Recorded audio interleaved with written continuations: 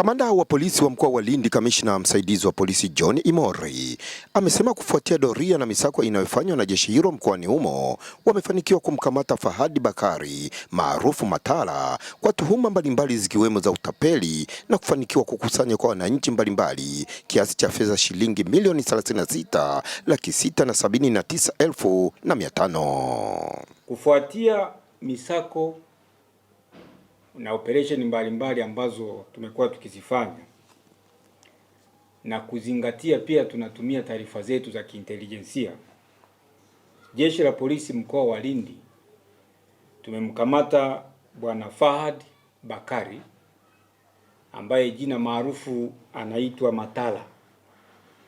Huyu ana miaka 34, kabila lake ni Myao na ni mkazi wa Masasi mkoani Mtwara.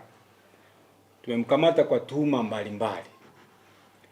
Tuhuma ya kwanza, huyu mtuhumiwa anajitambulisha kwenye jamii kwamba yeye ni mtumishi wa Jeshi la Polisi katika kamisheni ya intelijensia ya jinai pale makao makuu ya Jeshi la Polisi Dodoma.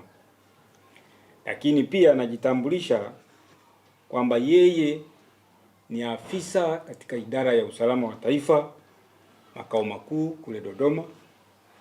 Lakini pia amekuwa akijitambulisha kwamba yeye ni mwajiriwa katika Jeshi la Wananchi wa Tanzania katika idara maalum, yani special force kule Morogoro.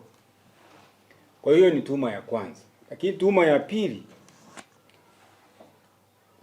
huyu mtuhumiwa amefanya utapeli wa shilingi milioni 36,679,500 kutoka kwa wazazi mbalimbali kule Mtwara.